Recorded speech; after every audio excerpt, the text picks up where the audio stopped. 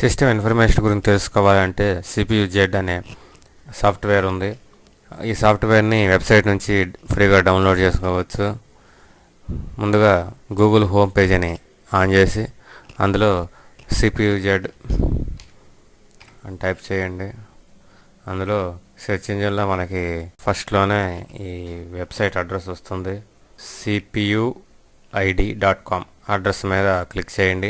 ఈ వెబ్సైట్లోకి వెళ్ళినాక ఈ CPU జెడ్ని డౌన్లోడ్ చేసుకోవాలంటే సైడ్ మెనూలో మనకి కావాల్సిన వర్షన్ ఏదో సెలెక్ట్ చేసుకొని అది లాంగ్వేజ్ ఏదో చూసుకొని మనకు కావాల్సిన వర్షన్ మనం డౌన్లోడ్ చేసుకోవచ్చు. ఇక్కడ 1.62 సెటప్ ఇంగ్లీష్ అని ఉంది. అది 32 బిట్స్ ఇంక్లూడ్ 32 అండ్ 64 బిట్స్ రెండింటికి ఇంక్లూడ్ చేసి ఉంది.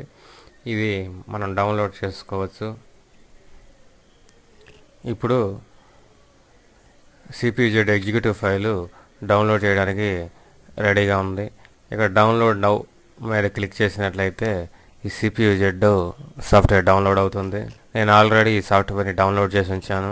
డౌన్లోడ్ చేసినాక ఈ విధంగా మనకి ఎగ్జిక్యూటివ్ ఫైలు వస్తుంది. ఈ ఎగ్జిక్యూటివ్ ఫైల్ మీద డబుల్ క్లిక్ ఇవ్వండి. రన్ మీద క్లిక్ చేయండి. ఇక్కడ ఒక విజార్డ్ వచ్చింది. విజార్డ్లో ఉన్న ప్రకారం మనం విజార్డ్ని ఫాలో అవుదాం. నెక్స్ట్ ఇక్కడ terms and conditions I accept the agreement మీద క్లిక్ చేసి నెక్స్ట్ మీద క్లిక్ చేసినట్లయితే సిలో పాత్ చూపిస్తుంది. అది అలాగే ఉంచేసి లేదా మనం బ్రౌజ్ చేసి మార్చుకోవచ్చు.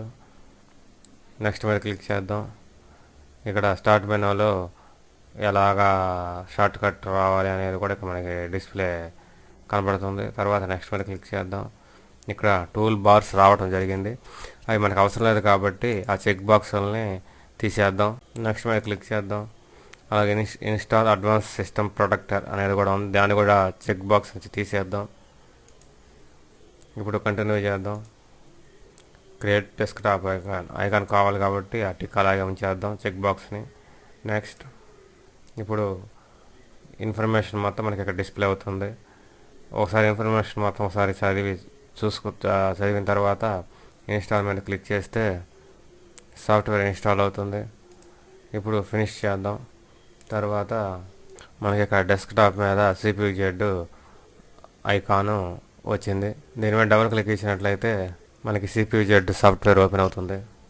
ఇది మన సిస్టమ్ యొక్క ఇన్ఫర్మేషన్ మొత్తం ఏమిటి, మదర్ బోర్డు ఏమిటి, ర్యాము, ప్రాసెసరు అన్ని వివరాలు ఈ సాఫ్ట్వేర్ ద్వారా మనం తెలుసుకోవచ్చు.